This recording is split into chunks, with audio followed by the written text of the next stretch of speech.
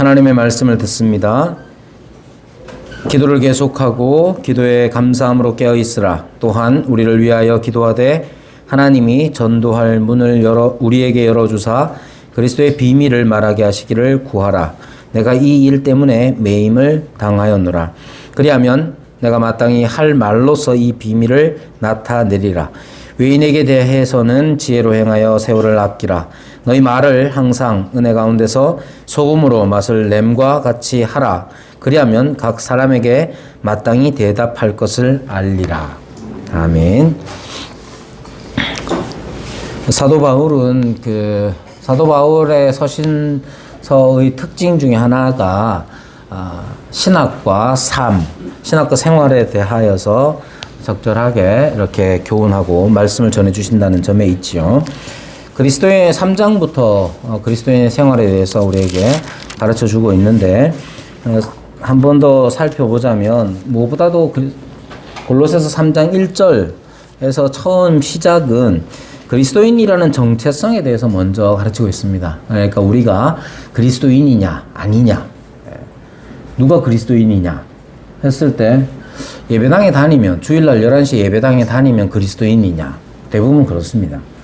그러나 예배당에 내가 다닌다는 것, 예배당 어느 시간, 어느 요일, 어느 시간에 내가 어디를 간다는 것, 그게 당연히 우리 스스로를 생각할 때에 나는 어떤 사람이다라는 걸 인식시키죠. 맞습니다. 그러나 그러한 행위적인 표면적인 것만 가지고 판단할 수 없습니다. 왜냐? 지금도 이 땅에 수백만 명의 사람들이 예배당에 앉아 있을 터인데 그렇게 앉아 있는 지금 이 시간에 각각 다르지만 수백만 명의 사람들이 예배당이라고 불리는 곳에 앉아 있는 그 행위를 하고 있지만 자기 속으로는 내가 그리스도인인가라는 의문을 가진 채로 앉아 있는 사람들도 있고 그리스도인인지 아닌지 아예 생각도 없이 그냥 앉아 있는 사람도 있죠. 여기도 마찬가지겠죠. 생각해 보십시오. 여기에 앉아 있는 우리가 그리스도인인가? 여러분은 그리스도인이기 때문에 앉아 있는 겁니까? 아니면 앉아 있어서 난 그리스도인인가 보다 하고 있는 겁니까? 우리가 여기 앉아 있으면서 우리의 정체성이 나는 그리스도인이다라고 하는 것, 가장 중요한 정체성을 깨닫게 하는 내용이 바로 3장 1절에서 말하는 그리스도와 함께 다시 살리심을 받았다 하는 것에 있습니다. 여기 앉아 있어도 그리스도와 함께 다시 살리심을 받았다라고 생각하지 못한 채로 그냥 옛날부터 엄마가 가락해서 옛날부터 그냥 우리 애들처럼 아버지가 목사님이니까 뭐 주일날 아침에 눈 뜨면 뭐 씻으라 하고 가자 하면 가고 그러고 앉아 있고 그래갖고 앉아 있으면 내가 그리스도인인지 아닌지 생각할 게 없잖아요. 그러면 누가 그리스도인이냐? 그리스도와 함께 다시 살리심을 받았다 하는 것을 분명히 알고 있고 믿고 있어야 합니다. 여러분 어떻습니까? 여러분 우리를 그리스도인으로 만든다는 게 뭡니까? 우리 아버지가 목사님이에요. 그게 그리스도인입니까? 아니면 모태신앙이에요. 엄마 뱃속에서부터 교회를 출석을 했대요. 그게 그리스도인의 정체성입니까? 그렇지 않아요. 그렇지 않고 그리스도와 우리 각자가 뭐 목사 아들이든 아니든 아니면 어떤 환경에 있든지 간에 그 다 상관없습니다. 그리스도와 함께 다시 살리심을 받았다 하는 것에서 그리스도인의 정체성이 확인되는 것이에요. 그리스도와 함께 다시 살리심을 받았다라는 이 말은 나와 그리스도가 별개의 존재가 아니라 하나라는 것. 그리스도와 함께 다시 살리심을 받았으니 그리스도와 나와 그리스도가 하나가 되었다는 것이 가장 핵심적인 겁니다. 이렇게 그리스도와 하나 되었다는 것을 우리가 어떻게 아는가? 또는 내가 그리스도인인데 내가 그리스도인 되었다는 사실을 생활로 어떻게 나타내느냐 했을 때 골로새서는 아주 유명한 말, 위의 것을 찾으라 이렇게 말합니다. 위의 것을 찾는다는 건 그냥 우리가 세상 살다 보면 좀 더 의미 있는 것,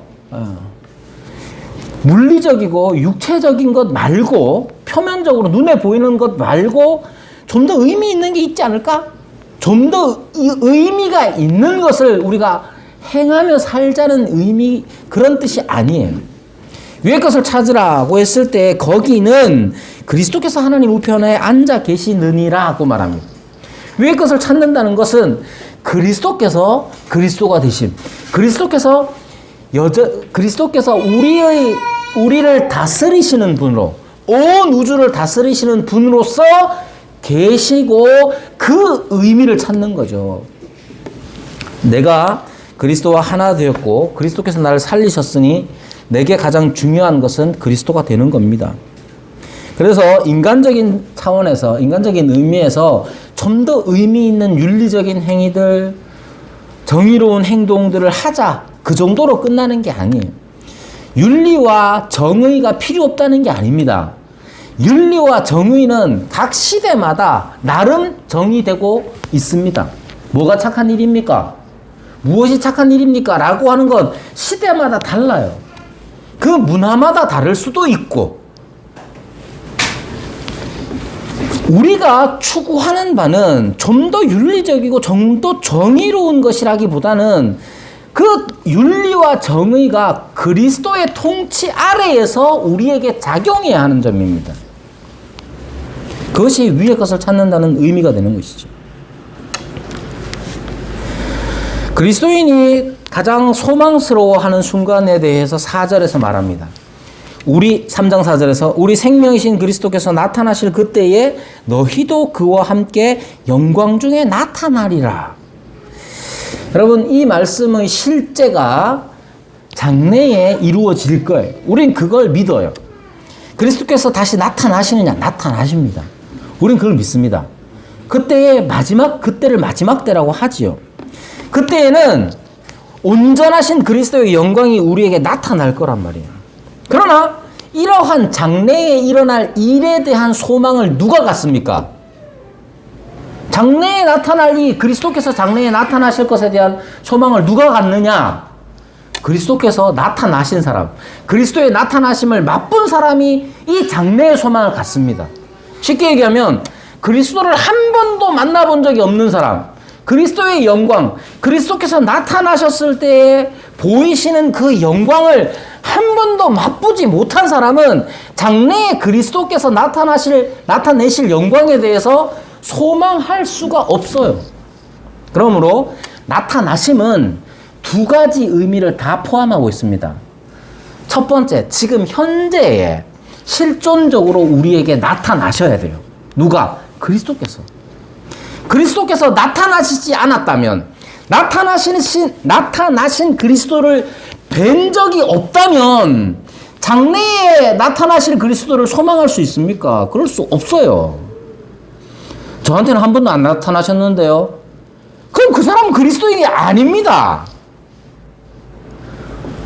우리가 살아가면서 우리 앞에 나타나신 그리스도의 영광을 맛보지 않았으면 장래에 일어날 그리스도의 영광을 어떻게 소망할 수 있어요? 그럴 수 없습니다. 과거에 우리에게 나타나셨을 뿐만 아니라 지금도 우리에게 나타나십니다. 어떻게? 성령으로 나타나십니다. 성령께서 하시는 일은 우리로 그리스도를 알게 합니다. 그리스도를 알게 한다는 건 그냥 내가 머리로 안다 모른다의 의미가 아니에요. 그것은 아주 실존적인 의미입니다. 성령께서 우리에게 그 역사를 이루시고, 그래서 성령의 역사로 말미암아 우리는 나타나신 그리스도를 뵙고 그리스도와 함께 다시 살리심을 받아 그리스도를 소망하는 자, 위의 것을 찾는 자가 되는 것이에요. 그러므로 위의 것을 찾으라는 말씀은 그리스도의 그리스도 되심을 실제적으로 살아내라는 것이에요. 그러면 그리스도의 그리스도 되심의 실제적인 것은 어떤 것이냐? 첫 번째로 땅의 지체를 죽이는 것으로 나타납니다. 쉽게 얘기해서 그리스도께서 진짜로 계시는가? 계셔. 그거 어떻게 알아? 여러분들에게 누가 물으면 하나님이 진짜로 계셔? 계셔. 어떻게 알아? 그럼 뭐라고 그래야 됩니까? 내가 만났어. 하나님이 내게 나타나셨어. 어떻게 나타나셨어? 그리스도의 십자가로 나타나시죠. 그 이상의 계시는 없습니다. 그리스도께서, 하나님께서는 골로새서에 말씀하시잖아요. 그는 보이지 아니하시는 하나님의 형상이라. 그리스도는 보이지 아니하시는 그 하나님의 형상이 되셔서 우리로 하여금 하나님을 알게 하시는 분입니다. 그리스도의 되심이라는 것은 우리가 실제로 그리스도께서 어떤 분인지를 알 뿐만 아니라 우리에게 실제적인 의미로서 살아 역사하시는 거예요. 그러면 첫 번째로 나타나는 게 뭐냐면 땅의 지체를 죽이는 일이에요. 쉽게 얘기하면 아들, 딸들이 집에서 지 마음대로 막 하고 있겠죠. 아버지가 하지 말라는 짓도 막 하겠죠. 우리 애들이 제가 집에 딱 있으면 안 하는 행동 혹은 눈치 보면서 몰래 하는 행동이 뭐냐? 핸드폰 만지는 거예요. 내가 엄청 싫어하거든요. 근데 애들이 핸드폰이 있는 게 아니에요. 그냥 꽁폰도 막 이렇게 막 만져. 그거조차도 다 싫어해. 그래가지고 막 화를 내거든요. 애들이 불쌍하죠? 애들이 제가 없을 때는 어떻게 하겠어요? 마음대로 막 하겠죠. 그런데 아빠가 워낙 그런 걸 싫어하니까 아빠가 딱 나타나면 몰래 하거나 아니면 아예 안 하거나 그렇게 하겠죠. 여러분, 위의 것을 찾는다는 건 실질적으로 우리가 그리스도께서 여기 계시다면 할 수 없는 일을 안 하는 거예요. 그게 뭐냐? 5절에 말하잖아요. 음란과 부정과 사욕과 악한 정욕과 탐심, 이걸 죽이라고 말합니다. 어떻게 죽입니까? 그냥 무조건 안 돼, 이게 아니라 그리스도께서 여기 계시는데 내가 어떻게 음란할 수 있습니까? 그리스도께서 여기 계시는데 나타나셨는데 내가 어떻게 부정과 사욕과 악한 정욕과 탐심을 부릴 수가 있습니까? 그리스도께서 나타나심을 실질적으로 이해하고 믿고 있어야 되는 거예요. 이러한 악덕을 죽이는 일들이 위의 것을 찾는 거예요. 이러한 악덕들은 악행으로 나타나죠. 그래서 나오는 게 8절에 이 모든 것을 벗어버리라. 곧 분함과 노여움과 악의와 비방과 부끄러운 말, 거짓말, 이런 행위를 벗어버리라고 말하는 거예요. 거기에 덧붙여서 또 무엇을 말합니까? 그리스도께서 나타나시면 땅의 지체를 죽이는 것, 악덕과 악행을 벗어버리는 것만 있는 게 아니라 또 무엇이 있느냐 하면 12절부터 나오는 게 뭐냐? 긍휼과 자비와 겸손과 온유와 오래 참음을 옷 입는다.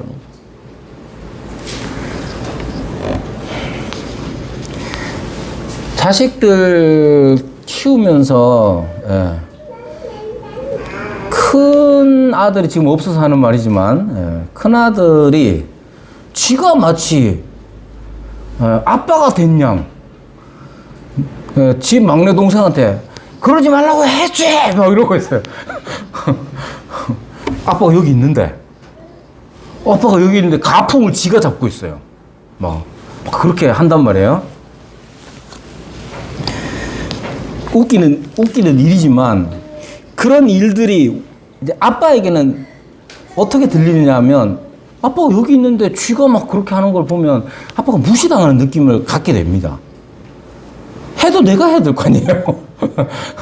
해도 내가 해야 되는데 막 쥐가 막 앞장서고 여러분 그런 거예요. 우리 하나님께서 그리스도께서 우리의 왕이 되신다면 그분이 다스리는 일들을 이루어 나가야 하는 것이죠. 여기에도 나오는 것, 긍휼과 자비와 겸손과 온유와 오래 참음을 덧입는 일이 필요합니다. 그런데 이 일들은, 이 성품들은 사실은 성경에서 하나님의 성품으로 많이 표현되는 것들이에요. 하나님은 어떤 분입니까? 그럼 우리 다 아는 거. 하나님은 긍휼하신 분입니다. 자비로우신 분입니다. 온유하신 분이십니다. 오래 참으십니다. 다 하나님의 속성, 하나님의 성품에 대해서 말하고 있습니다. 그러니까 그리스도께서 여기에 나타나셨다 하면 땅의 지체를 죽이는 것뿐만 아니라 신의 성품에 참여한 자답게 하나님의 성품으로 옷 입는 자가 되는 거예요. 그래서 또한 이러한 미덕들은 덕행들을 이루는데 그리스도인의 덕행은 뭐 그럴싸한 것이라기보다는 더 아주 실질적인데 어떤 거냐면 서로 누가 누구에게 불만이 있거든 서로 용납하며 피차 용서하는 일이에요. 용납하고 용서하는 일, 그게 우리가 그리스도께서 여기 계실 때 우리에게 일어나는 일이죠. 아까 말씀드린 것처럼 아빠가 있으면 큰아들이 막내 동생한테 화를 낼 것들이 있다 할지라도 아빠가 여기 계시니까 자기도 참아야 되는 거잖아요. 그리고 그렇게 하기도 합니다, 애들이. 그런 겁니다. 그리스도께서 여기 계시기 때문에 우리가 다른 사람들을 향하여 긍휼한 마음, 자비로운 마음 갖게 되는 것이죠. 그리고 용납과 용서가 나오게 되는 겁니다. 그런데 이것까지만 하더라도 어느 정도 될 것 같은데 가장 힘든 것 중에 하나가 뭐냐면 14절이에요. 이 모든 것 위에 사랑을 더하라. 그러니까 용납하고 용서를 하는데 거기에 사랑으로 그 일을 하라는 거예요. 이거 어렵습니다. 지난주에도 말씀드렸다시피 여러분 용서는 그냥 용서로 할 때가 많습니다.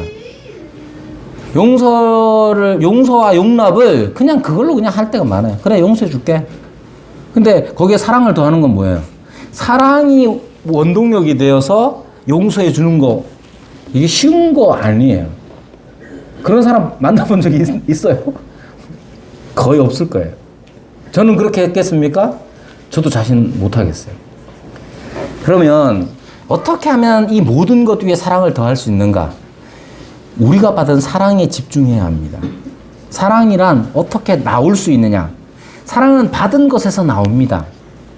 그래서 이 모든 것 위에 사랑을 더하라는 이 말씀에서 사랑을 마치 어떤 행위, 의무로 여기는 것이 아니라 내가 받은 사랑, 실질적인 내가 받은 사랑에 좀 더 집중해 보십시오.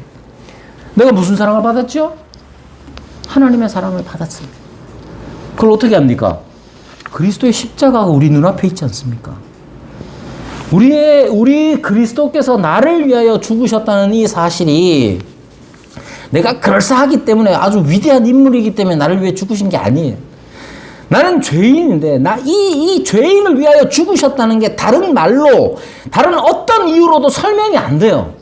오직 하나님의 세상을 이처럼 사랑하사 하나님의 사랑 이외에는 설명할 길이 없어요. 그러므로 그리스도의 십자가 아래에서 우리는 하나님의 사랑을 깨닫습니다.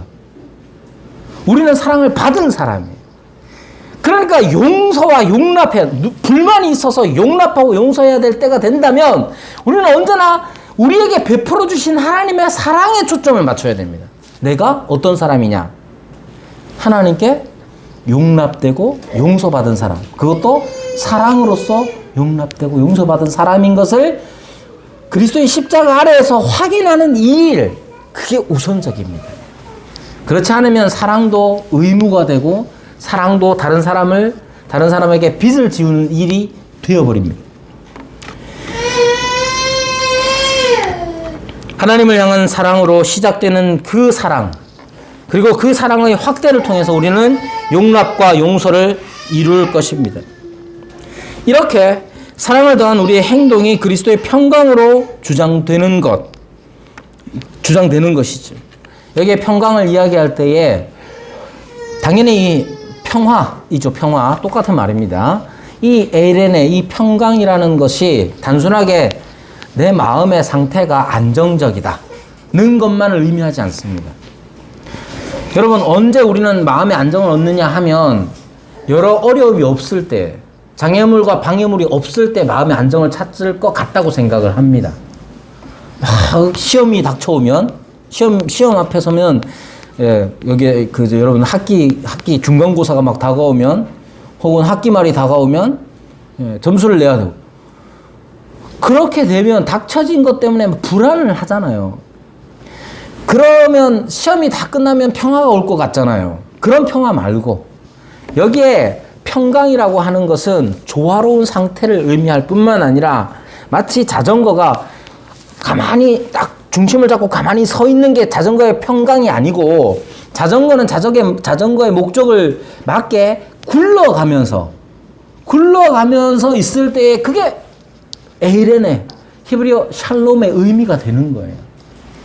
그러므로 그리스도께서, 그리스도의 평강이 우리의 마음을 주장하게 하는 것은 그리스도께서 이루어 놓으신 조화로운 상태, 그리스도께서 이루실 그 목적을 따라서 우리가 함께 가고 있음을 인식할 때에, 여전히 불만이 있을 수는 있지만 용납해야 되고 용서해야 할 상황이 우리에게 펼쳐지지만, 이 모든 일들이 그리스도의 평강 안에 있다는 사실을 우리가 믿음으로써, 그것이 우리의 마음을 주장하게 함으로써 우리도 평화를 누려야 하는 겁니다. 이때 필요한 게 뭡니까? 우리가 한 몸으로 부르심을 받았다는 인식입니다. 그러므로 우리에게 생겨나는, 한 몸이 된 우리 지체들 가운데 생겨나는 여러 가지 불편한 일들, 불만스러운 일들이 단지 나의 불만으로 끝나는 게 아니라 그리스도의 평강으로 우리를 주장하게 할 것으로 믿음으로 감사하는 자가 되어야 하는 것이죠. 그래서 16절에 가면 그리스도의 말씀이 너희 속에 풍성히 거하게 하라고 말합니다. 이 모든 일들이 이루는 것이 바로 그리스도의 말씀이 우리 가운데 풍성하게 거하는 것이죠. 이렇게 풍성히 말씀이 거하게 하기 위해서 필요한 게 뭐냐? 네 가지의 현재 분사가 사용됐다고 말씀을 드렸는데, 첫 번째, 가르치면서, 피차 가르치면서, 그리고 피차 권면하며, 그리고 하나님을 찬양하며, 그리고 하나님께 감사하면서 우리 그리스도의 말씀이 우리 안에 풍성히 살아 있도록 해야 합니다. 그래야 이렇게 교회 안에서 이런 일들이 일어날 때 우리는 각자에게 부르심을 받은 대로 하나님의 말씀에 순종할 수 있습니다. 그래서 3장 18절부터는 아내들아 라고 말하면서 구체적으로 명령하고 있습니다. 아내들, 그리고 남편들, 자녀들, 아비들, 종, 상전. 우리는 어디에 있을까요? 이 중에 하나 다 있습니다. 그러니까 우리가 아내들이, 복종이라는 말이 요즘 복종, 아내들아 복종하라 이러면, 예, 젠더 감수성 완전, 예. 그래서 아주 싫어할 말이죠. 그러나 여러분, 이런 말들이 요즘 감수성에 맞지 않다, 그러다 맞다, 이런 논하는 게 아니라 누구에게나 다 그리스도의 말씀이 이루어지는 일들이 필요하다는 점을 강조하고 있습니다. 그리고 더 중요한 건 뭐냐? 이게 복종하느냐 마느냐를 결정하는 가장 중요한 것은 그리스도가 거기 계시느냐예요. 그리스도의 나타나심. 그리스도의 나타나심이 핵심입니다. 아내들이 복종해야 할 이유가 뭡니까? 거기 그리스도가 계시기 때문입니다. 남편들이 아내를 사랑하고 괴롭히지 않아야 하는 것, 않아야 할 이유가 뭡니까? 그리스도가 거기 계시기 때문입니다.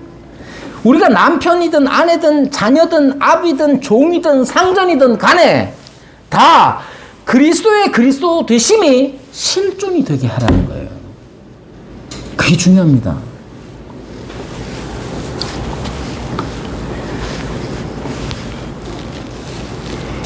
우리 구체적으로 우리가 어떤 삶을 살든지 간에 그곳에 그리스도의 나타나심이 실존이 되어야 합니다. 그래서 3장에서 말씀하시는 것처럼 오직 그리스도는 만유시요 만유 안에 계신다 하시는 이 말씀. 오직 그리스도는 모든 것. 만유라는 말이 너무 이제 한자로 너무 어렵게 느껴지는데, 다시 말씀드리지만 영어로는 all이에요. all. A-L-L. 다 아는 거. 다 알잖아요. 그리스도는 모든 것이에요. 그리고 모든 것 안에 계세요. 그러면 내가 아내이든 남편이든 종이든 상전이든 아비든 자녀든 다 그리스도는 나타나십니다. 그렇게 살아야 되는 거예요. 오늘 본문은 이 모든 행위들에 있어서 이 모든 행위들, 우리가 어떻게 살아가느냐 하는 데 있어서 빠지지 않는 것 한 가지. 그게 뭐냐? 내가 아내로 살든 남편으로 살든 자녀로 살든 아비로 살든 종으로 살든 상전으로 살든 다 어떤 행위가 있느냐 하면 말이라는 게 있습니다. 우리가 어떻게 살아가느냐? 대부분 말로서 살아가는 것이죠. 아내들이 남편에게 복종하는 것의 시작, 남편들이 아내들을 사랑하며 괴롭게 하지 않는 일의 시작이 바로 말에서부터 시작됐죠. 자녀들이 순종하는 것과 아비들이 자녀를 노엽게 하는 일 모두 말로서 시작하고 이어지고 있는 겁니다. 종과 상전도 마찬가지입니다. 그런데 이 우리의 말이라는 것은 항상 방향성을 가집니다. 자기 자신을 향하는 말도 있죠. 자기 자신을 향하는 말도 있긴 하지만 대부분 누군가를 향하고, 그런 의미에서 지금 사도 바울은 기도를 먼저 언급하고 있는 겁니다. 4장 2절은 기도를 계속하라고 말합니다. 여기에 기도를 계속하고라는 이 표현은 헬라어 문법으로는 명령형이에요. 그래서 너희가 기도를 계속해라. 너희가 기도를 계속해라. 이렇게 말합니다. 기도를 계속하라 하시는 이 말씀은, 이 계속하라는 이 말의 헬라의 의미는 어떤 거냐면 이런 거예요. 이제 결연함을 가지고 행하다 하는 거예요. 결연함을 가지고. 그러니까 계속해라. 그 말은 그냥 아무 뜻 없이 그냥 기계적으로 하라는 게 아니라 어떤 의지를 가지고 해 나가는 거를 말합니다. 기도를 계속한다는 의미는 그래서 우리의 삶의 태도에 관한 것으로 먼저 이해해야 하는 거예요. 당연히 기도의 시간을 따로 갖는 게 중요하지요. 그러나 기도를 계속하는 것, 쉬지 말고 기도하라 하셨을 때의 그 기도는 무엇보다도 우리 삶의 태도에 관한 거예요. 우리 삶의 방향성에 관한 거예요.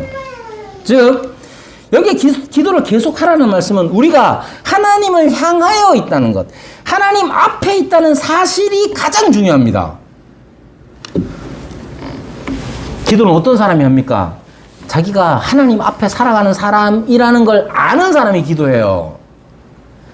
여러분들, 하나님이 앞에 계시다, 하나님이 우리에게 나타나신 바 되었다는 사실을 한 번도 맛보지도 못한 사람, 또는 그런 거 모르는 사람이 기도할 수 있는가?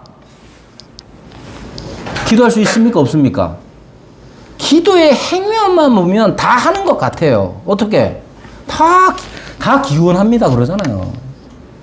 누가 병났어 어떻게 말합니까? 아유, 빨리 낫기를 기도합니다. 기원합니다. 바랍니다. 다 그렇게 얘기해요. 그러니까 우리는 우리의 어떤 필요와 욕망들에 대하여서 갈구하는 심정이 다 있단 말이에요. 그럼 그게 기도냐? 우리가 생각하고 성경이 가르치는 기도가 그런 거냐는 겁니까? 그런 겁니까? 그러니까 누구나 바라는 심정이 있으면 그게 다 기도입니까? 그렇지 않습니다. 성경이 가르치는 기도는 하나님 앞에, 하나님을 향하여 하나님 앞에서 아뢰는 게 기도란 말이에요.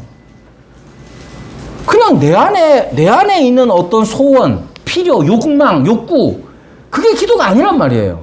누가 병이 났어요. 그럼 그 사람이 낫기를 바라죠. 대부분 천지 원수가 아닌 이상은 낫기를 바라잖아요. 그럼 그게 기도입니까? 만약에 그게 기도라면 이 세상 모든 사람들은 다 기도하는 사람들입니다. 그렇지 않습니다. 성경이 가르치는 기도는 물론 그걸 기도라고 표현하는 것에 대해서 반대하지 않죠. 기원하는 마음은 누구나 다 가지니까. 그러나 성경이 가르치는 기도는 그것보다도 우리가 하나님 앞에서 하나님을 향하여 하나님께 아뢰는 말, 그것이 기도란 말이에요. 여기에 기도를 계속하라는 것은 지금 앞에 말씀이 뭐냐면 아내들아 남편에게 복종하라. 남편들아 아내를 사랑하며 괴롭게 하지 말라. 이런 말씀들 이어서 기도를 말할 때에 남편에게 순종하는 아내를 사랑하고 괴롭게 하지 않는 남편이 어떻게 가능한가? 하나님께 아뢰는 이 기도를 통해서 가능한 거예요. 그리고 그 기도는 내가 하나님 앞에 있으며 하나님께 아뢰는 자라는 사실, 하나님께 내가 말하는 자임을 깨닫는 것이 핵심입니다. 어떻게 복종할 수 있습니까? 아내들이 남편들에게 어떻게 복종할 수 있습니까? 여러분, 세월이 지나면 지날수록 복종이 잘 안 됩니다. 마찬가지예요. 그런데도 불구하고 하나님께서는 우리에게 아내들아 남편에게 복종하라고 하잖아요. 어떻게 복종합니까? 이건 남편이 잘하면 복종할 수 있습니다. 근데 남편들도 잘 못하거든요, 대부분. 어떻게 복종할 수 있습니까? 남편 잘 못하는데 하나님 앞에 있을 때 이 하나님의 명령이 이루어지는 거예요. 아내들만의 문제가 아니죠. 남편들도 마찬가지고 누구나 다 마찬가지입니다. 우리가 어떻게 살아가느냐의 문제가 나에게만 해당되는 문제가 아니란 말이에요. 내가 좀 더 열심히 하면 되지. 내가 좀 더 많이 알면 되지. 내가 뭔가 알면 되지. 여러분, 그렇게 해서 이루어지지 않고 그렇게 해서 이루어진들 다 자기 몫이 되어서 자기 공로가 되어서 살아갑니다. 그러므로 우리에게 필요한 것은 기도예요. 기도를 계속하라고 말합니다. 그러니까 이 기도는 단지 내가 내 소원을 이루기 위해서, 내 목적을 이루기 위해서가 아니라 하나님의 말씀에 순종하기 위해서 여전히 하나님께 내가 아뢰는 자, 하나님 앞에 있는 자라는 것을 분명히 깨닫는 그 상태를 유지하는 게 필요합니다. 그래야 시간을 내서 무릎을 꿇고 머리를 조아려 기도할 수 있습니다. 여러분 대부분 다 언제 기도합니까? 자기 어려울 때 기도하잖아요. 하나님의 뜻이 이루어지는 일에 대해서는 기도 잘 안 하잖아요. 하나님의 뜻이 이루어지고 말고 지금 내 앞에 닥친 이 문제들, 이 병과 이 사고와 이 어려움들을 그냥 벗어나고 싶은 거, 그 바램만 그냥 계속 되뇌일 뿐이잖아요. 그건 누구나 다 하는 것 아닙니까? 이 세상 사람들 안 하는 사람 있습니까? 다 해요. 근데 그걸 좀 많이 했다고 자랑까지 하고. 여러분, 기도는 그렇게 하는 게 아니야. 기도를 계속 할 수 있는 게 뭐냐? 기본적으로 우리가 하나님께 말하는 자, 하나님 앞에 있는 자, 하나님을 향하여 말하는 자라는 사실을 결연하게 붙잡고 있어야 돼요. 그게 기도의 시작이에요. 그렇게 해서 내가 시간을 내고 장소를 따로 만들어서 하나님께 나아가 아뢰는 것이 기도인 것이죠. 그래서 기도를 계속하라고 말하는 겁니다. 그렇기 때문에 우리가 하나님 앞에 살아가는 자, 하나님 앞에 있는 자, 그리고 하나님께 말하는 자라는 사실을 때문에 이어서 뭐라고 말합니까? 기도에 감사함으로 깨어있으라. 여기에 깨어있으라는가 명령형이 아니고 계속 하라가 명령이고 깨어있으라는 것은 헬라어로는 현재 분사입니다. 그러니까 깨어있으면서 계속 기도하라는 거예요. 그럼 깨어있으면서는 어떤 거냐면 감사함 가운데서 기도를 계속하라는 거예요. 감사함 가운데서. 감사한 가운데서 기도하는 것 어떻게 가능해요? 내가 기도할 때마다 깨닫는 게 뭡니까? 내가 어떻게 기도를 할 수 있지? 내가 어떻게 하나님 앞에서 하나님께 말할 수가 있지? 그 시작부터가 이미 하나님의 은혜잖아요. 여러분들이 이 세상에서 제일 유명한 사람, 만나본 제일 유명한 사람 누굽니까? 여러분 유재석 만나봤어요? 누가 그러더라고. 유재석 성공한 사람 얘기를 하니까 유재석을 얘기하더라고. 우리 고등학생, 중학생 그 독서 모임을 하는데 성공에 대해서 얘기할 때 유재석이 성공한 사람의 대표로 뽑히더라고요. 여러분 유재석하고 만나면 여러분 기분이 좋겠죠? 얼마나 신나는 일이겠어요? 우리가 유재석이 아니라 하나님 앞에서 하나님께 말하는 자가 됐지 않습니까? 그러므로 우리는 감사함이 깨어 있을 수밖에 없는 거예요. 감사함으로 늘 기도할 수밖에 없는 것이죠. 그러면서 기도할 내용에 대해서 덧붙여 말합니다. 그러니까 첫 번째로는 우리가 아내든 남편이든 종이든 상전이든 간에 어떤 우리가 하나님 앞에서 살아갈 때에는 늘상 내가 남편이냐 아니냐의 문제가 아니라 우리가 하나님 앞에서 하나님께 말하는 자로서 아내 노릇, 남편 노릇, 아비 노릇을 한다는 사실을 알아야 되고 그 내용에 있어서 3절에 덧붙이는 게 뭐냐면 우리를 위하여 기도하라고 말합니다. 여기 우리는 사도 바울 일행이겠지요. 사도 바울 일행을 위해서 기도하라고 말합니다. 그럼 뭘 기도해야 되느냐? 지금 사도 바울에게 가장 당면한 문제가 뭐냐 생각해 볼 필요 있죠? 뭐겠습니까? 대부분의 지금 선교사님들이 당하는 어려움은 코로나로 인해서 어려움들입니다. 예를 들면 지금 우크라이나가 러시아와 전쟁 중에 있는데 러시아 쪽이든 우크라이나 쪽이든 간에 선교사님들이 다 사역을 하고 있는데 그분들 위해서 우리가 기도할 때 뭘 기도하겠습니까? 혹은 우크라이나 선교사님들이 기도를 요청할 때 뭘 요청하겠습니까? 전쟁? 빨리 끝나는 거? 피해받은 거? 이런 거 얘기하겠죠? 사도 바울은 우리를 위하여 기도하라고 말할 때 뭐라고 말하느냐면 하나님이 전도할 문을 우리에게 열어주시기를 기도하라는 거예요. 이게 참 쉽지 않은 일이죠. 왜냐? 사도 바울은 지금 어디 있느냐? 문이 열리긴 열려야 되는데 지금 사도 바울을 위해서 기도할 때 열려야 될 문은 뭐냐 하면 감옥 문이에요. 왜? 사도 바울은 지금 감옥에 갇혀 있어요. 3절 하반절에도 이렇게 말하죠. 내가 이 일 때문에 매임을 당하였노라. 사도 바울은 지금 매임을 당했습니다. 왜? 전도하다가 하나님의 말씀을 전하다가 매임을 갇혀 있단 말이에요. 그러니까 사도 바울을 위해서 기도하면 뭐가 열리도록 기도해야 되느냐? 당연히 감옥문이 열리도록 기도해야 될 것 아니에요. 그리고 그 예는 이미 있었어요. 베드로가 감옥에 갇혔을 때에 온 교회가 기도를 했고 하나님께서는 그 감옥문을 열어주셔서 베드로로 하여금 나오게 하셨어요. 바울도 똑같이 복음을 전했고 바울도 감옥에 갇혔고 매인 몸이 되었어요. 이제 바울이 골로새 교회를 향하여 자기를 한 번도 본 적이 없는 골로새 교회를 향하여 우리를 위하여 기도하라고 말합니다. 그런데 문을 열어주긴 열어주는데 감옥문을 열어주시기를 구하는 게 아니라 전도할 문. 여기 이 전도라는 말의 헬라어는 우리가 다 아는 로고스입니다. 로고스. 즉 말씀의 문을 열어주시기를 그가 구하고 있어요. 여러분, 바울은 어떻게 이렇게 구할 수가 있습니까? 자기도 갖춘 주제예요. 자기도 감옥에 갇혀 있는데 감옥문이 열리도록 기도해달라고 하면 다 이해가 가능합니다. 그런데도 불구하고 바울은 감옥문이 열리느냐 마느냐 보다도 하나님의 말씀의 문이 열리기를 구하고 있습니다. 어떻게 이게 가능합니까? 사도 바울이 골로새 교회에게 전하는 것과 마찬가지로 사도 바울 또한 하나님 앞에 있었기 때문에 그렇습니다. 사도 바울도 하나님께 구하는 자요, 하나님을 향하여 말하는 자요, 하나님을 향하여 계속 기도하는 자이기 때문에 가능한 겁니다.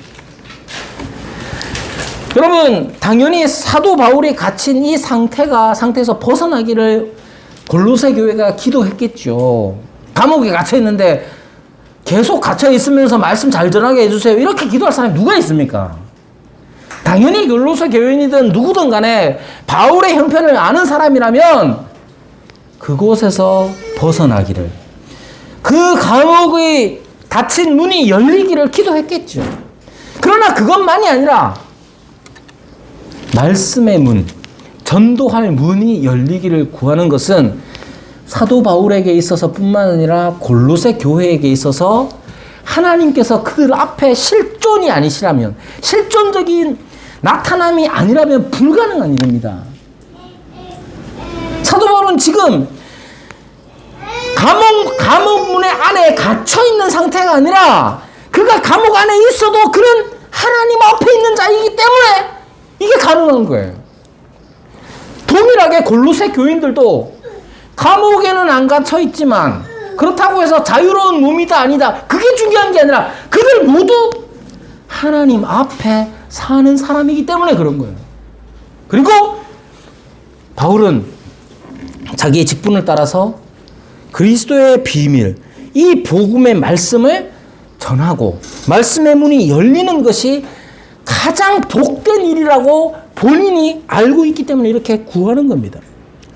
그래서 4절에 이렇게 말합니다. 그리하면 여기에서 이 그리하면이라는 헬라어는 결과를 나타내는 것인데, 왜냐하면 6절에 그리하면은 목적을 나타내는 것이 이제 헬라어로는 그렇게 다릅니다.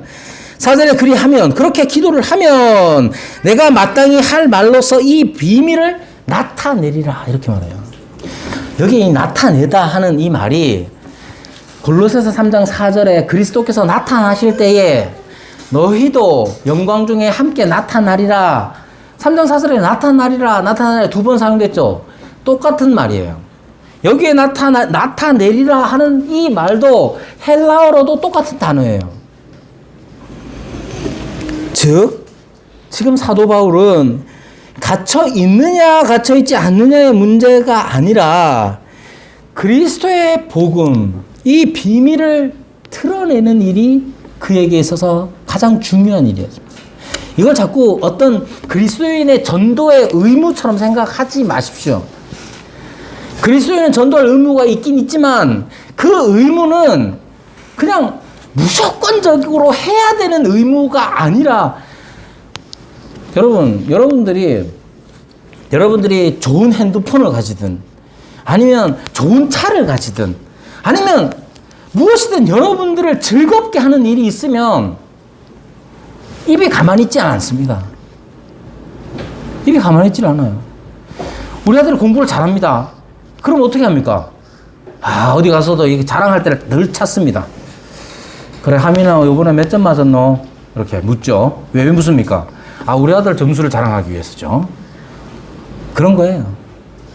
여러분, 이런 걸 주책바가지라고 할 수는 있지만 의무라고 하진 않잖아요. 그렇죠? 누구 만나면 그 아들에게 막 관심을 막 둡니다. 목적은 뭡니까? 내 아들 자랑하기 위해서. 이런 느낌이에요. 나를 즐겁게 하는 일, 나를 의미 있게 하는 일, 이런 일들을 행하는 건 의무라고 하지 않습니다. 전도도 마찬가지예요.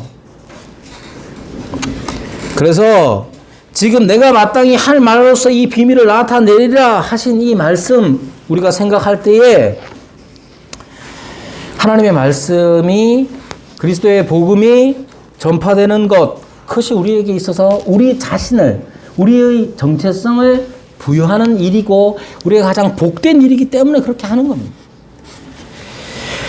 그럼 이 일이 어떻게 이루어지느냐 하면 5절부터 보면 외인에 대해서는 지혜로 행하여 세월을 아끼라고 말합니다.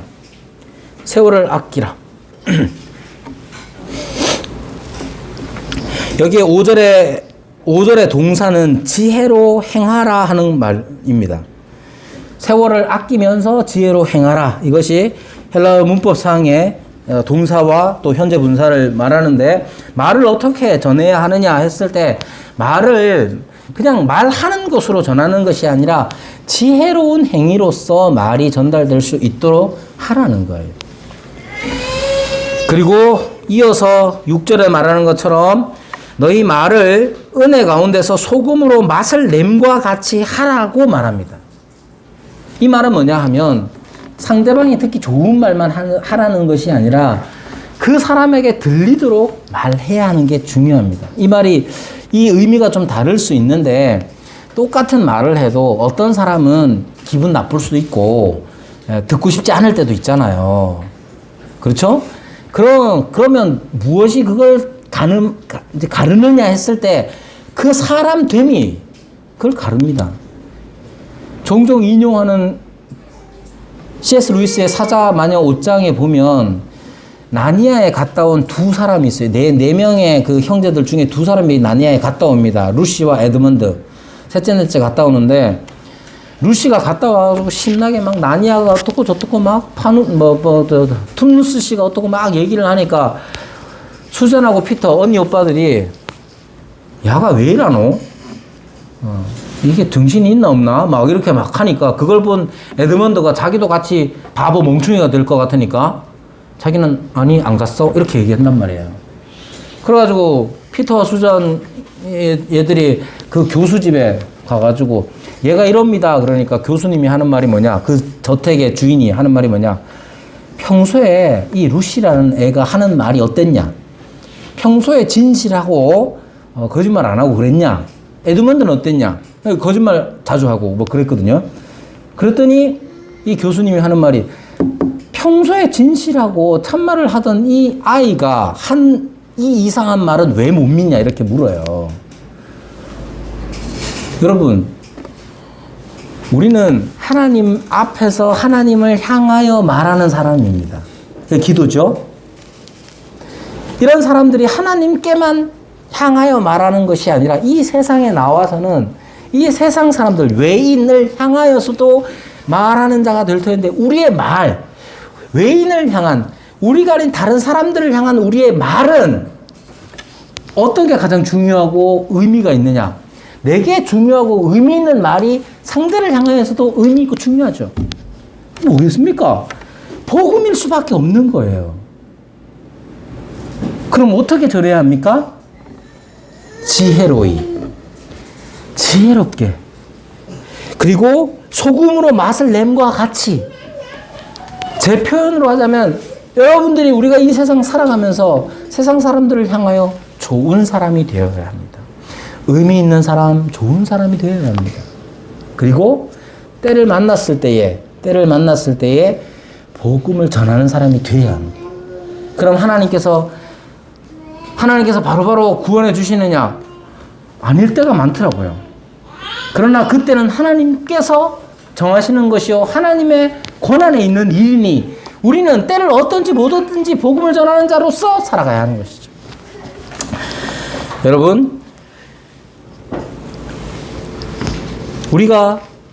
우리가 평생 살아가면서 우리는 커뮤니케이션 할 수밖에 없습니다. 우리의 혀, 입술과 이 좋은 기관들, 소리를 만드는 이 좋은 기관들을 통해서 소리를 내느냐 못 내느냐의 문제가 아니죠. 장애를 가지고 있는 분들은 그런 소리를 못 내잖아요. 그것은 말을 할 수 있느냐 없느냐, 좋은 기관에 문제가 있느냐 없느냐의 문제가 아니고 우리는 누구에게나 다 커뮤니케이션 하는 사람이에요.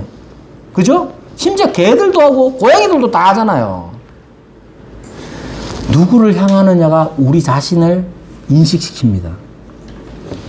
우리가 진짜로 하나님 앞에서 하나님을 향하여 말하는 사람이냐, 하나님과 커뮤니케이션 하는 사람이냐의 문제예요.